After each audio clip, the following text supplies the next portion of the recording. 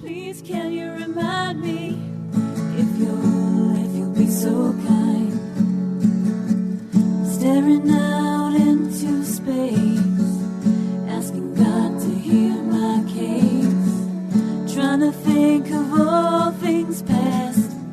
How long will my memory last? The purple angel,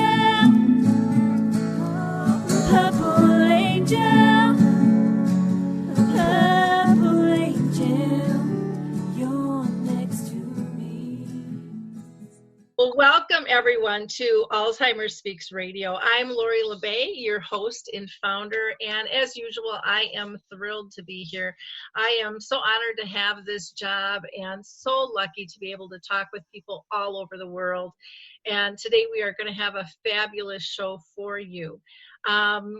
But before we get started and I introduce our guest today, I always like to tell people a little bit about Alzheimer Speaks, who we are, what we do, why we got started, because we always have new listeners.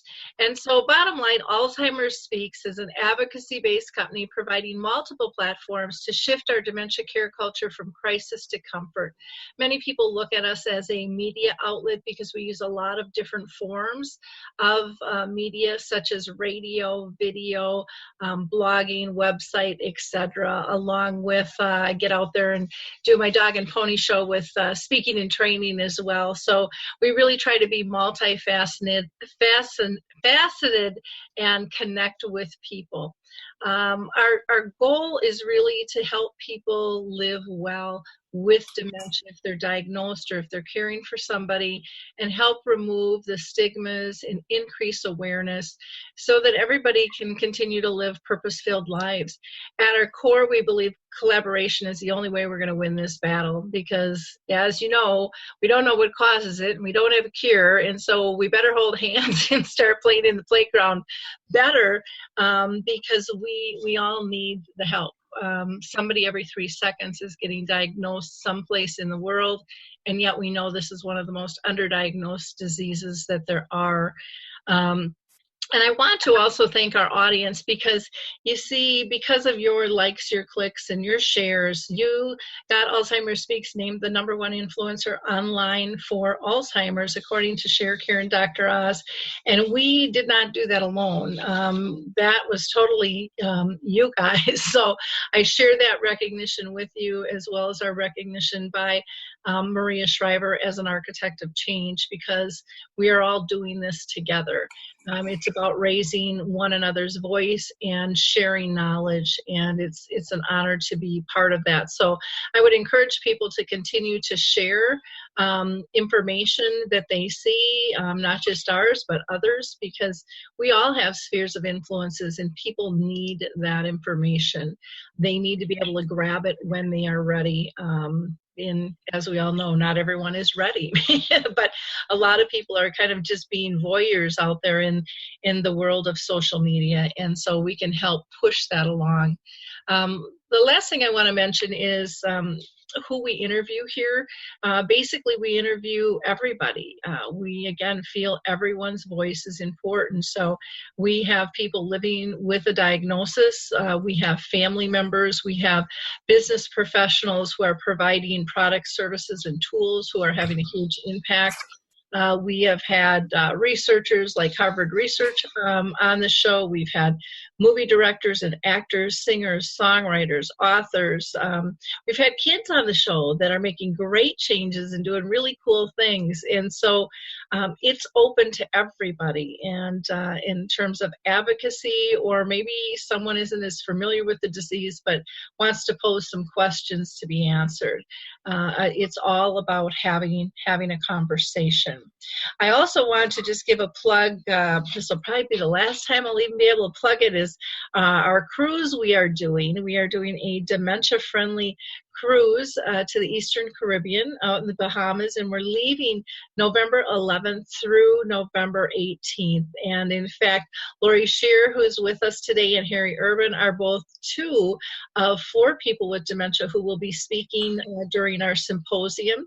And we are so excited to have them with us. Michael Ellenbogen and Mary Reed will also be with us, along with Cindy Lazinski, who is a nurse, and she is working on a dementia-friendly community in northern Colorado that's doing some really cool stuff. And then we are honored also to have Becky Watson with us, who is a music therapist. So we're going to have a lot of fun, and it's going to be an amazing time. I'm going to give a shout out also to our platinum sponsors. One, of course, is Alzheimer Speaks, and then, of course, Elite Cruises and Vacations, along with the Purple Angel program. And then our gold sponsors are John Hopkins, Brightview Senior Living, Free to Go Mobility, the American Senior Magazine, which if you haven't seen is really cool. It's nice big print. It has some games, great articles in it. The 36-hour day, The Loving Approach to Dementia Care, and Cruising Through Caregiving are all books that will be given away. And then we have Music for Wellness in the dementia-friendly community of Northern Colorado. And one last housekeeping thing I have to say, because I was just out east, and I was a guest of Atria, and I was not familiar with this company, and they are senior living communities. They have about 200 of them in the U.S., and, I kind of went on this whirlwind tour. I did 9 presentations in 3 days in 4 communities. And Pam Philby, their regional sales rep, called me out and coordinated this. And it was a fascinating time. The communities were fabulous. The people were unreal. And their programming, I was really impressed with. And so I just want to say kudos to Atria out there for the work that they're doing in terms of changing memory care. In fact, they don't call it memory care, they call it life guidance, which I like. So with no further ado, got my housekeeping out of the way, we'll go ahead and we'll introduce you here to our guests. But before I get to the guests, I have to introduce my co-hosts, and I can actually let them introduce themselves. So, Lori, I'm going to let you go first, if you don't mind. Hi, I'm Laurie Scherrer.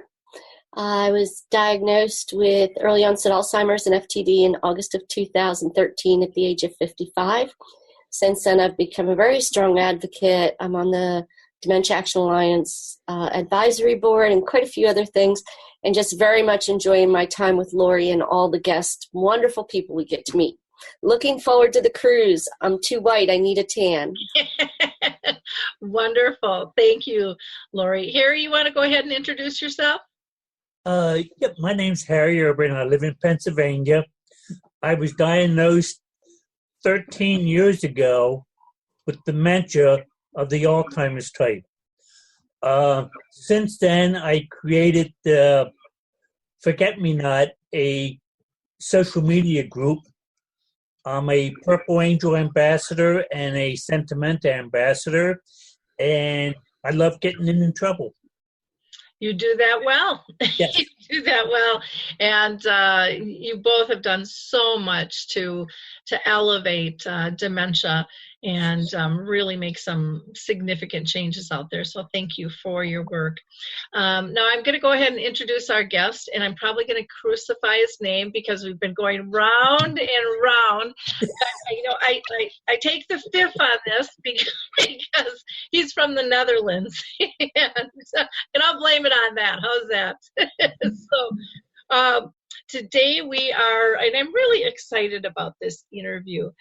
We are lucky to have Geert Bettinger with us, who has his bachelor's and master's degree in social work, and he's a trainer and a team coach within what they call the care and welfare over in the Netherlands.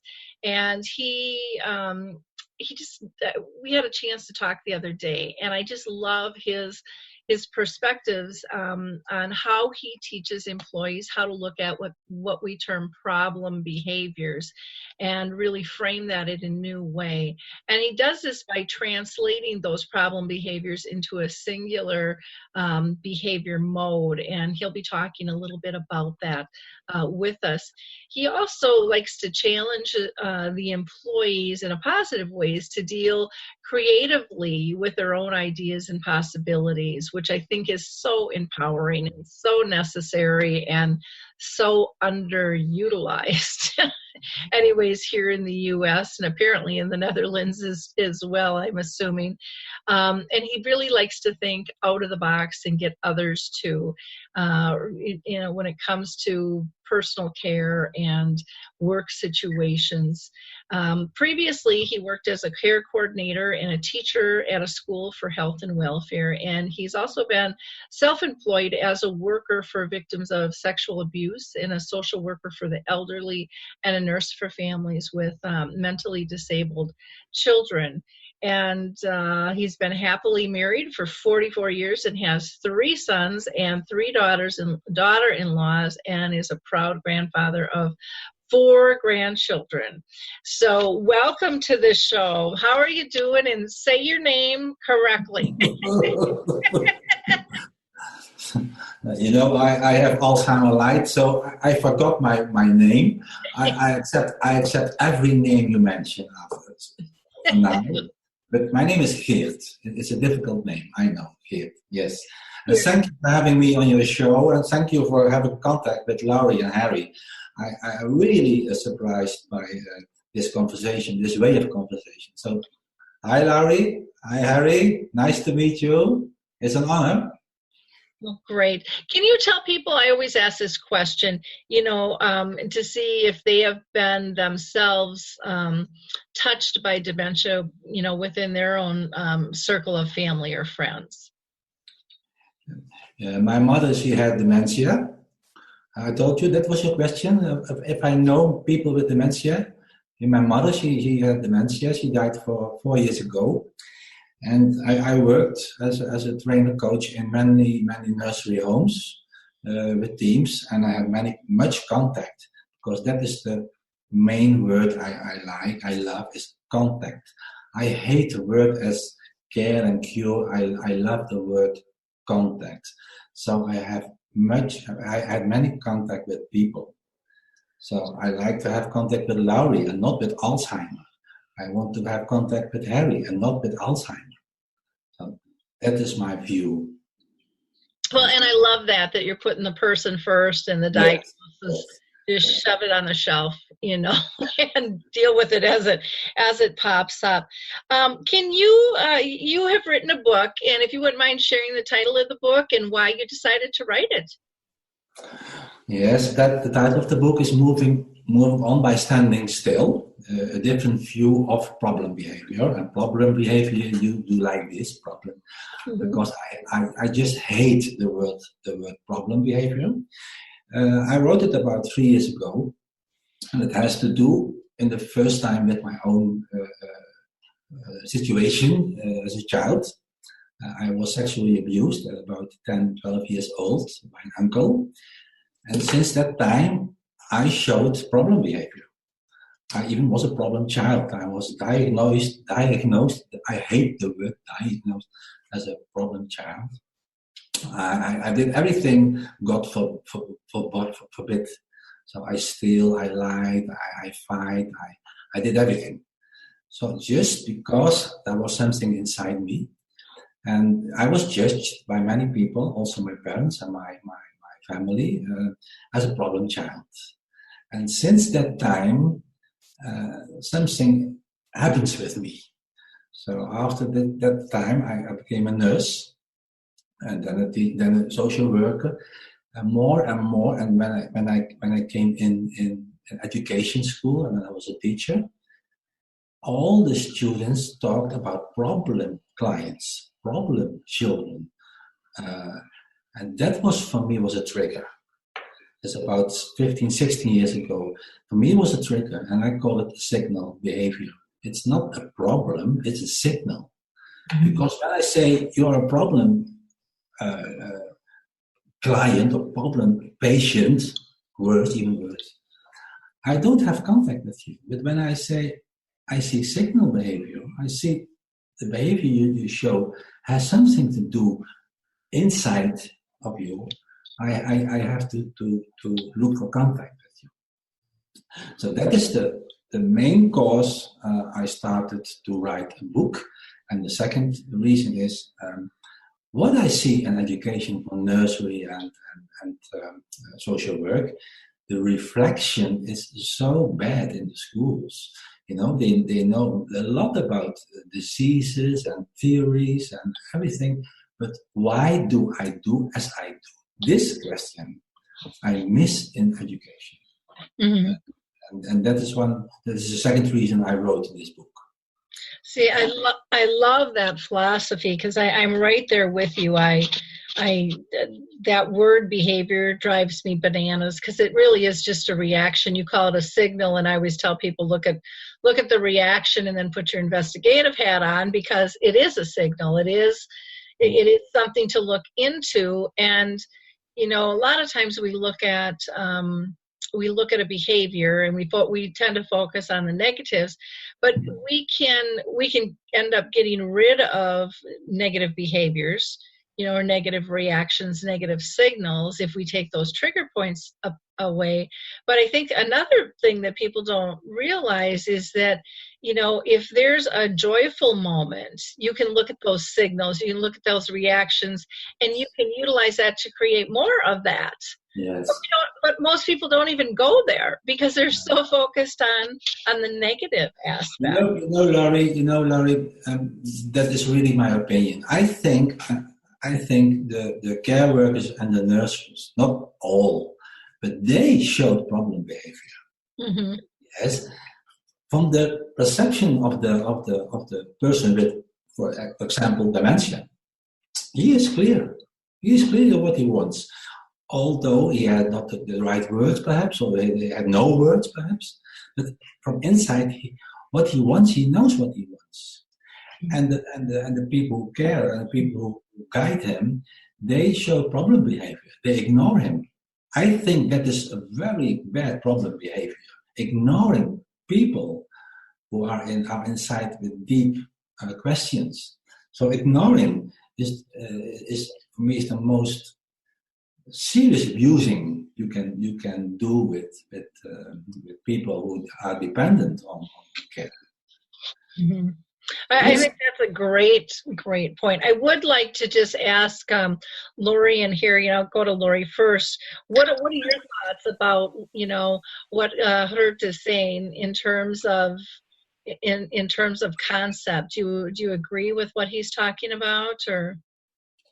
Geert, I do agree, because I think there are many times when I am unable to communicate what I'm feeling. And so since I cannot express what it is that I want or what I'm feeling, you express it by anger or tears, crying.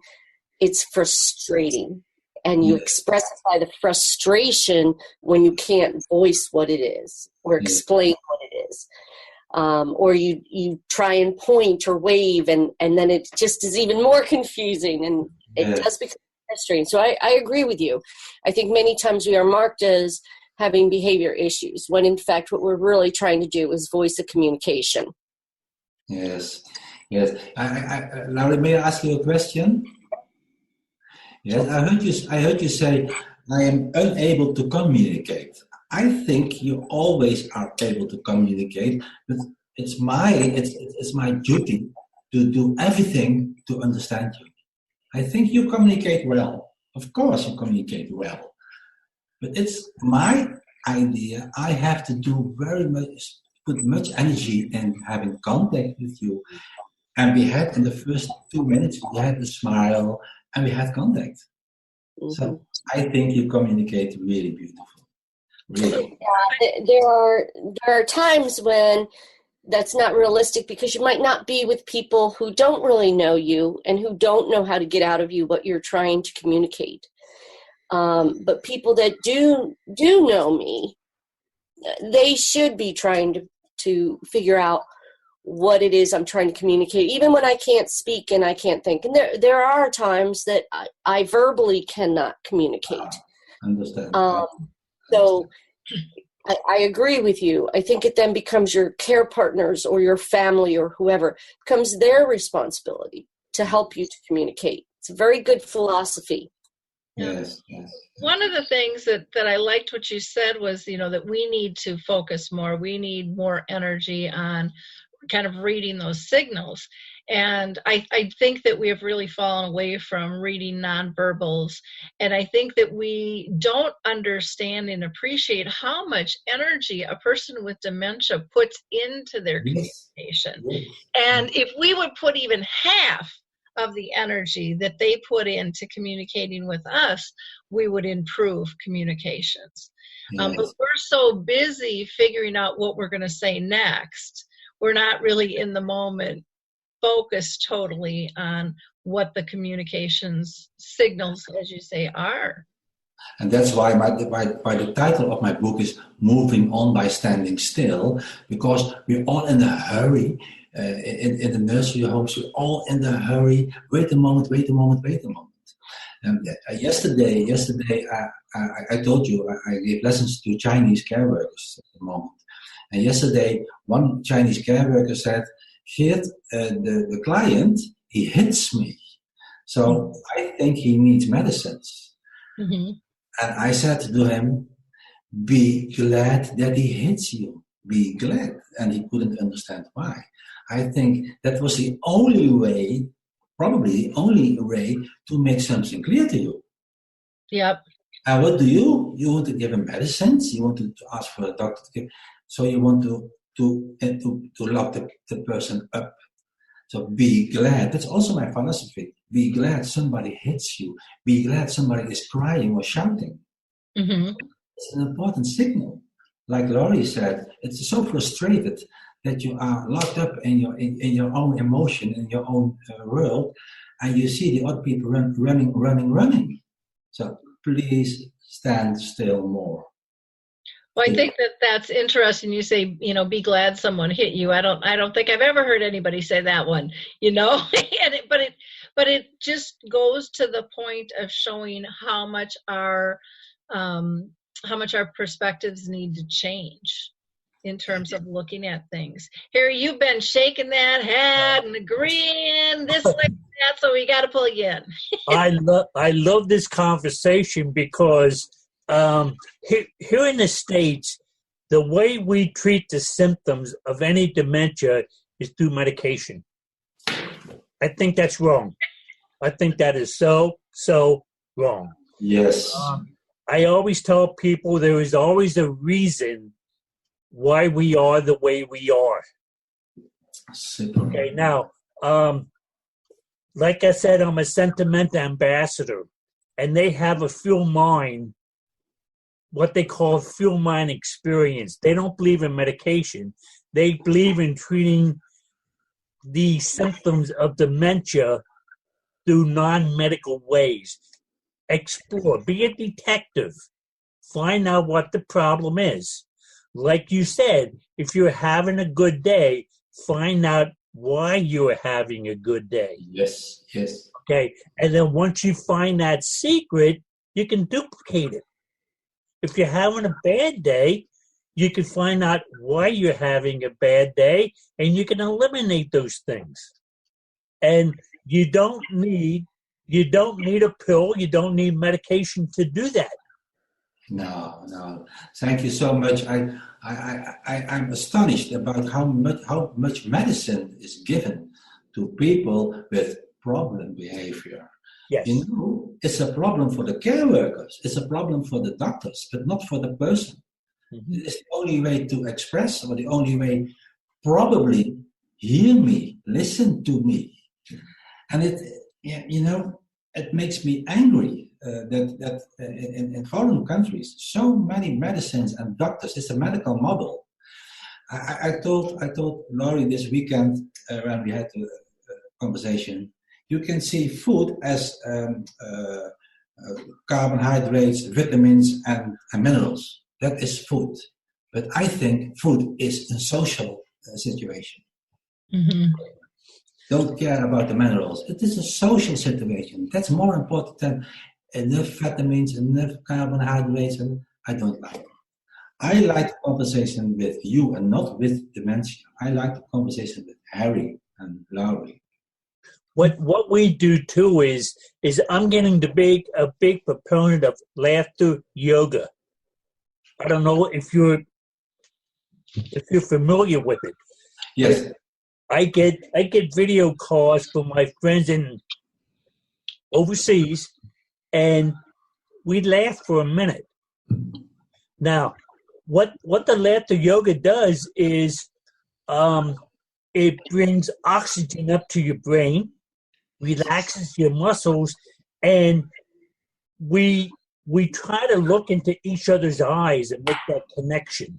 Beautiful. Okay, now once you make that connection, you can tell if somebody is having a good day, a bad day, how they feel. The more you do that, the better you become at it. That's why when I talk to somebody with that has any kind of dementia, I make sure I look into the eyes and they're looking into mine. Because if you don't make that connection, we don't hear what you're saying. Yes. I like the word connection. I love the word looking in each other's eyes. So what you say, Harry, you have to take time. Just take time. Mm-hmm. Why hurrying? Why running? Always running and hurrying. Yes. Take time. Yes. Even you don't have the words. In my childhood, I didn't have the words. What was happening with me? I didn't know the words. Mm-hmm. I only knew it was not good. That is what I felt.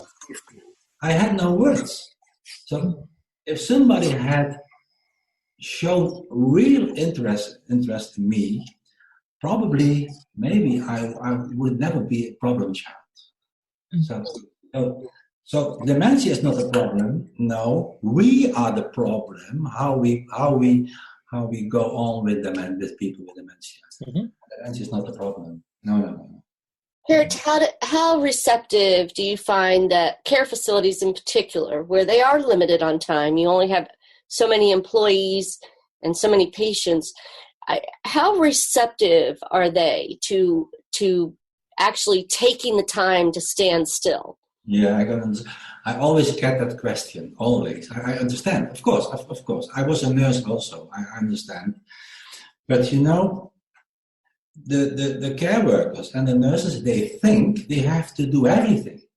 They have to give coffee, they have to clean the mouth, they have to give medicines. They will do everything. But the more they do, the more I will say, I can't do anything. So what we're doing, why you can make coffee? Of course you can coffee put in a cup. Probably not so good, but you can. And you can help in the kitchen, and you can clean. You're not dead. You're not dead. But we think the nurses have to do everything and you have to do nothing. We call that care. I call that prison. Yeah. I love nonverbal communication. I love teaching people nonverbal communication. Yes. Now, why I say that is so many people have a loved one in a care facility, and they go visit, and they come back and say, the person doesn't talk anymore. And I go there and I visit the same people, and I have a wonderful conversation, and don't say a word. Yeah, I like that, Harry. Without words, you can have the most beautiful conversation. Yes. But you have to be really interested in the person and not in the dementia. Mm-hmm. Mm-hmm.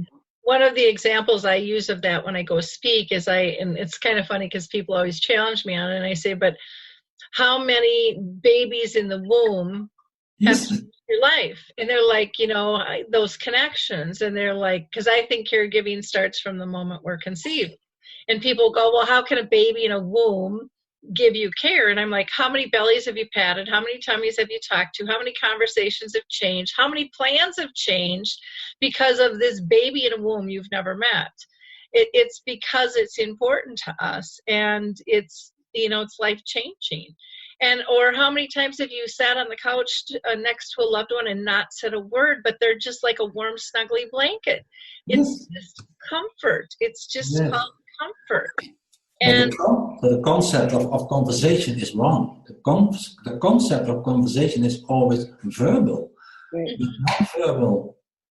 I see Laurie doing this. Yes, I can tell you, I've been married 36 years as of next week. And some of our romantic times are simply holding hands walking in a mall. You don't have to have a conversation, just holding hands or his arm around me, or your connection is what really makes you feel the love and the support. So yeah, the connection thing is important. Even if you're not caring for someone, just in building and establishing and continuing a relationship, touch is a very important factor. Yes. I find out, like when I visit a care facility and I'm talking to somebody, a lot of time they take their hand and rub my arm. Okay, now they're communicating with somebody, and it is probably not me. It's probably a loved one that in their mind they're talking to their ex-husband or their husband that died or something like that. But we lost the power of touch. The power of touch is so powerful that we forgot about that. Yes, Harry, they connect with you, Harry, because they think you're Santa Claus when you come in. So that's why there's such a strong bond. So you better be good, Laurie. so I have a question. I told you, Larry, I work with Chinese care workers, and I bring them to a very beautiful place where people live with dementia, and they live in a house, 6 people, about 5 houses. And a Chinese care worker can't speak Dutch, and a Dutch woman can't speak Chinese. But they had a beautiful contact. The woman even was washed by the Chinese care worker without words, and they have much fun. So for me, that was so beautiful to see that situation. 2 people with totally different languages, they have real, very beautiful contact. So it is a proof that the words are not important. The intention is important. Mm-hmm. Well, and Harry, you just reiterated that when your Italian friends came and said you really couldn't communicate, but your intent to communication was so strong that you said you really didn't have a problem. Yes. It's the same thing, Laurie. When I started up my Spanish-speaking social media group, I don't speak Spanish, but you know what? I communicate with them because I know how. They know how to talk to me. And I don't know Italian, but I can sit down. If you go to my Facebook page, you'll see so many people posting messages to me in Italian. Yes. You know, Harry, what's all about in the nursery homes? There are so many specialists. The nurse knows what is good for you. The doctor knows what is good for you. The psychologist knows what is good for you. The dietist, everybody knows what is good for you. But I think there's only one specialist in the whole house, that is you. You're the specialist, yes? And we have to listen. What do you want? What do you need? We don't have any experience in having dementia. You have to, like the only one who has experience with dementia. So I have to listen. Really listen. That's my opinion. Well, see, You guiding me. You guiding the care workers. We don't guide you because you know how it is, how it feels to have dementia. That's my opinion. see, and that's one of the beautiful things I think about Alzheimer's Speaks is that's really been our goal, is to raise their voice, because it's just, to me, it's just been asinine. We haven't been asking them. We haven't been listening to them. I mean, it's beyond, I can't even fathom why it's been like that for so long. There's like no common sense attached to that at all. Yes, beautiful. Yeah. This is not in the Netherlands. This radio station is not in the Netherlands. Mm-hmm. I will talk about in Netherlands. Your concept. I like the concept. I see Laurie laughing all the time. I love it. I see Harry. I have contact. Just by. I can't go to America now, but I would come to you now. Well, and we do, this is the same format as our Dementia Chats, where, that's the guest is only people with dementia. And those are free videos. We've got a whole bunch of those out there, and their insights are just spectacular. And I think it's really helping to change, the more we can raise their voice, the more we can get them out in conferences and, on the radio or in video. It is changing perceptions, because people here still think, oh, they're end stages. They hear Alzheimer's or dementia and they just think they can't communicate. They're in a wheelchair, they're in a nursing home, and they see these guys and go, what? And then they get challenged, and then they get bullied by people telling them, well, they can't have that. And that's really sad too. Do you see that in the Netherlands as well? People being challenged by their diagnosis if they speak up? There's something going on in the Netherlands at this moment. We stop the big nursery homes. We stop that. We more and more with 8 people in one real house, and they cook and they do and they wash and they clean. Okay. Yeah, there is much going on, and even the doctors in Holland more and more say, because they say we have to stop giving all the medicines. Of course, when you have pain, of course, but everybody can sleep when somebody holds your hand. Yeah. I don't need the pill. I don't need the pill. So that is my book all about not about dementia, also developmental people. It's in fact it's a stupid book because what I write is so normal. It's so normal. We get too far from the contact. We make more and more professionals. There are too many professionals who know. You are not a professional. The only professional are Laurie and Harry in this situation. So I have to write a book for Laurie and I have a book for Harry. Because it's not a book about dementia. It is Harry with his book, and it is Laurie with her book. Well, you had mentioned working with developmentally disabled and, kind of going to the smaller group home concept. And here in the U.S., that happened back in, I remember the 70s, because I worked for the developmentally disabled, and we had a big group home of over 100 people. And oh my gosh, the state came down, just cracking the whip. It was horrible care. And it really wasn't horrible care. It was just the way we had to manage it. It didn't look pretty necessarily, but people were really well cared for, but they broke it down into the smaller homes, which I do think is more conducive and makes a lot more sense. So I think there's a lot we can learn from that. They have the Special Olympics. They build bridges instead of barriers for that whole syndrome. Cameron Camp has a video on YouTube. I don't know if anyone's seen it, but he says, what if it was Alzheimer's syndrome instead of Alzheimer's disease? And he compares it to, developmentally disabled, how they're treated and how their rights are looked at much differently. And so it is kind of an interesting concept. I do want to get back and ask you a couple more questions, because I can't believe how fast the time is going here. One of the things you had mentioned to me was that you felt it was important for clients to disagree with you as a care worker. And why do you think it's important to have that disagreement? Because when somebody disagrees with me, I have to think about. And that's what I want. I want that I want me to think about more. We are always running and doing.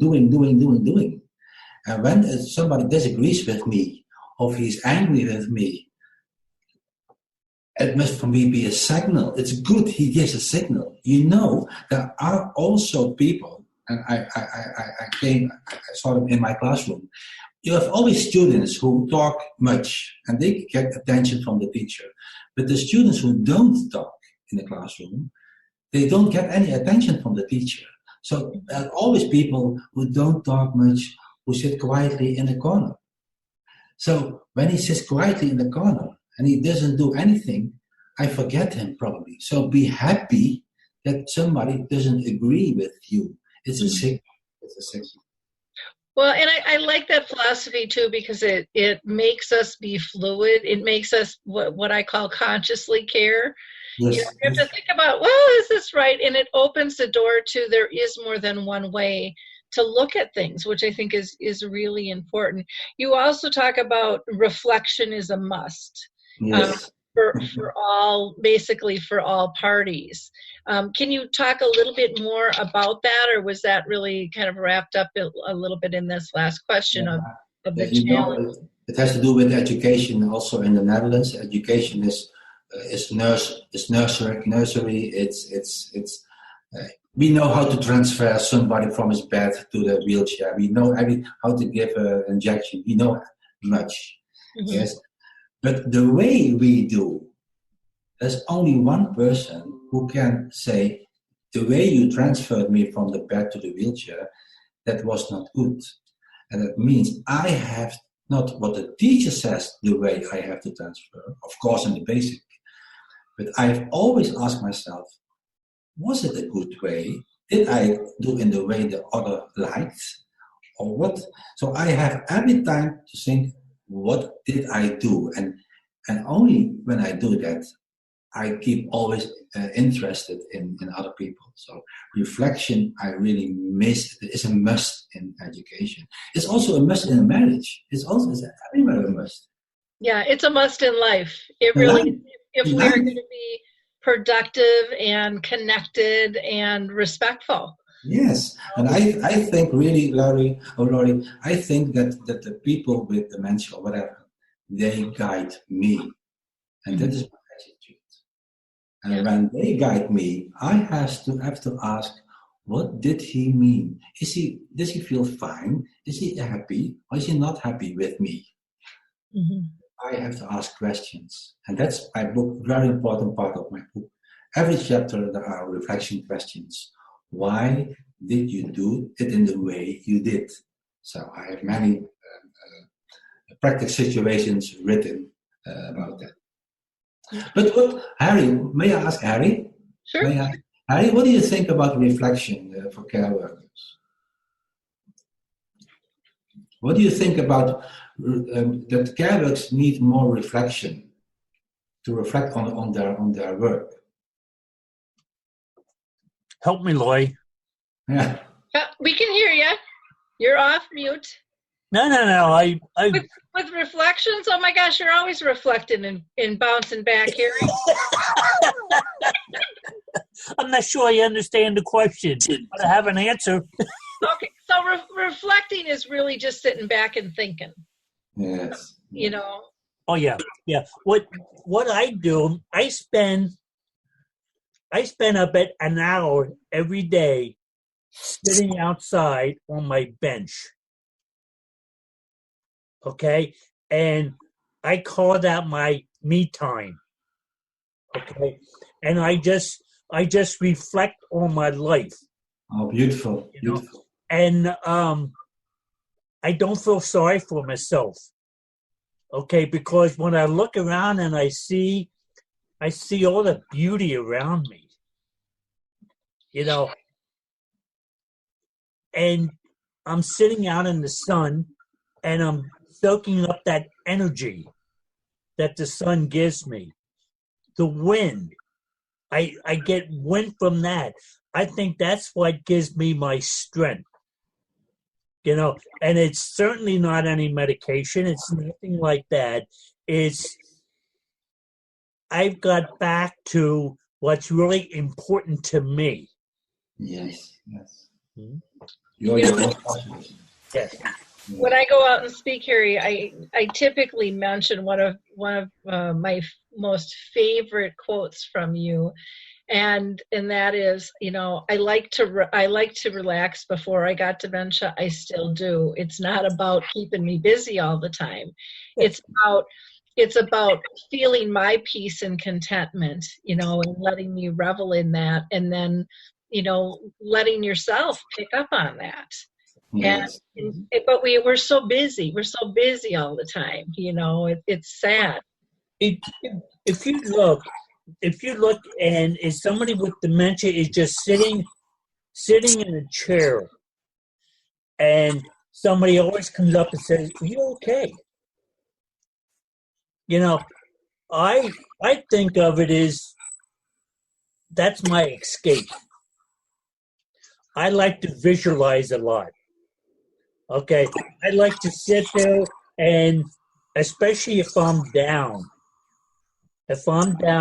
I visualize my happy place. And I can sit there and I can concentrate so hard that I forget my worries. Beautiful. And if somebody comes up to me and says, they might think that I'm just staring. I have a blank look in my face, but that's not true. I'm in my happy place. Lori, you had a comment? Yes, here, I think that it is important that we do more reflecting from the very top down, starting with the neurologist. The neurologists are taught how they give a diagnosis. Go home, get your affairs in order, and see a care attorney. All the way down. I have a friend who is very crippled. She's physically disabled and is very crippled. And I was at the care facility visiting her the other day, and the aides were lifting her out of the bed, hoisting her out the way they were taught. Well, they were taught on a flat mannequin. And you now have someone who is crippled up. They were hurting her terribly. But rather than stopping to say, how would you like us to do it, or what could we do different? It was the way we're supposed to do it. Yes. Well, if you are hurting, whether it's physically or mentally, if you are hurting the person you're supposed to be caring for, you're not connecting. Of course, and you lose trust, in your care workers. You lose trust in everything. Absolutely, and I think it starts from the very top down. Yes. When they're training people how to be doctors, how to be nurses, how to be care providers, they need to be taught this is normal, but you need to connect with the person and listen to what they're saying. Yes, I train doctors. I do train doctors.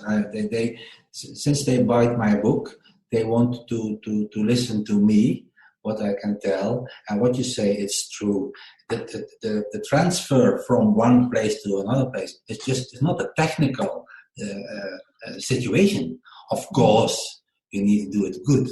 But when you stop making contact, just like a sack of potatoes, in that way, you need to have contact.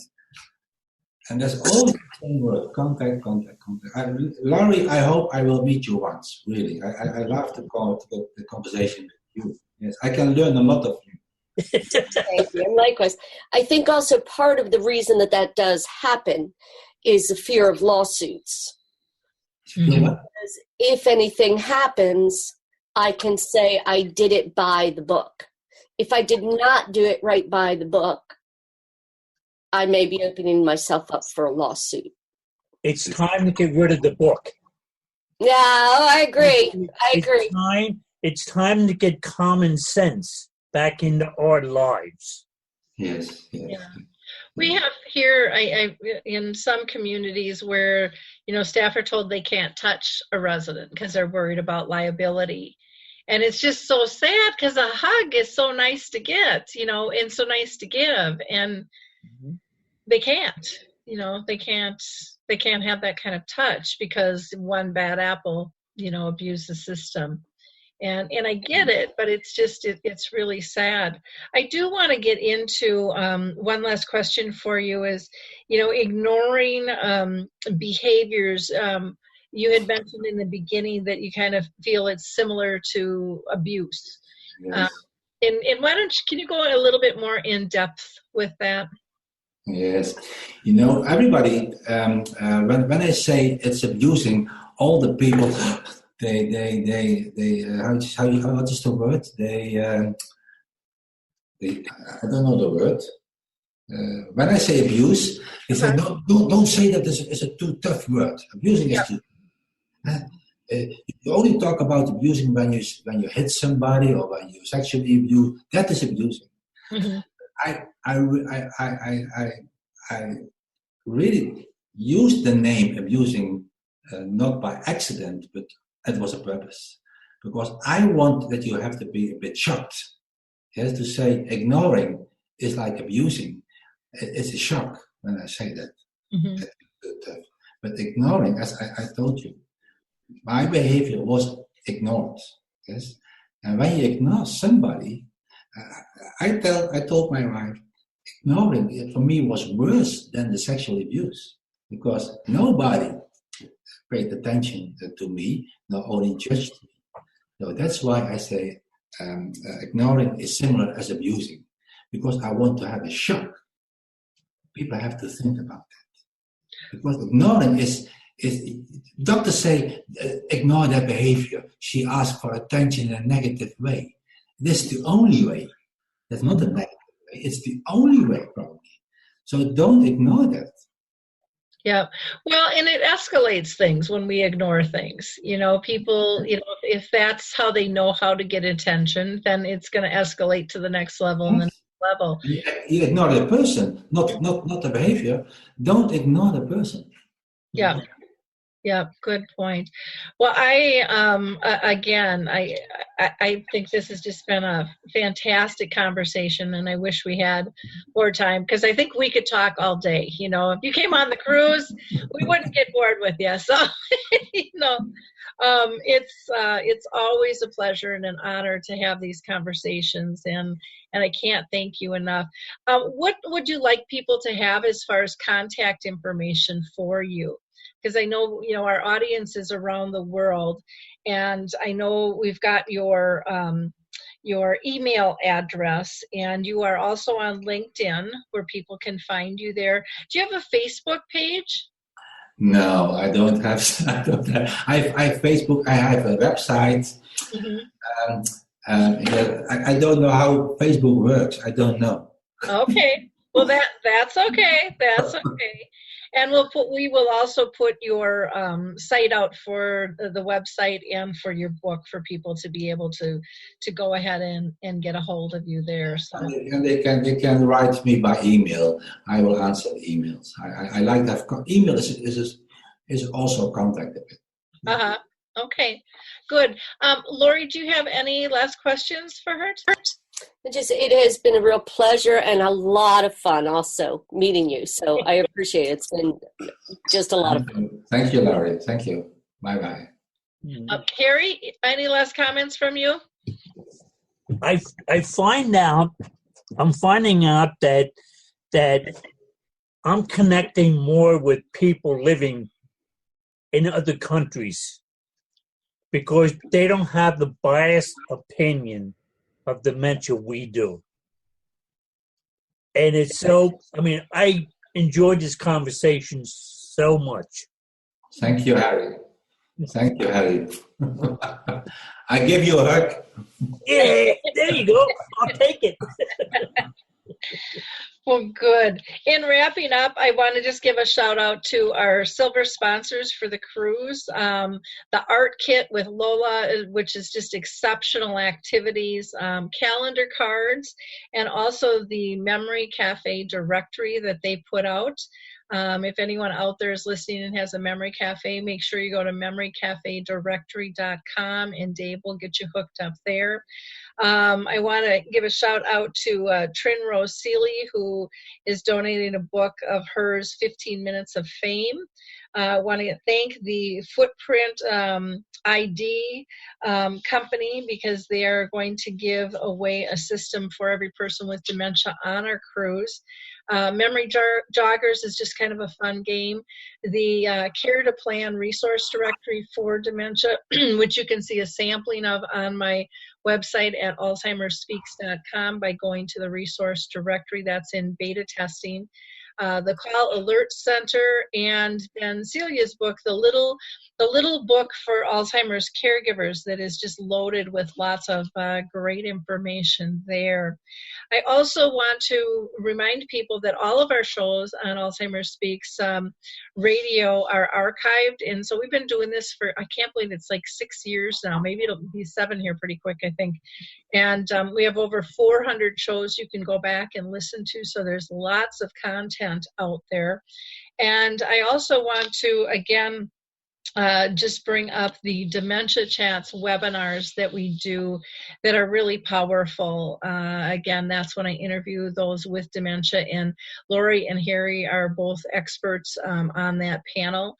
And our faces always change because these guys' schedules are really busy and they're out there changing the world. And so we take them when we can get them, but we have really interesting conversations of what they would like the world to be like with dementia.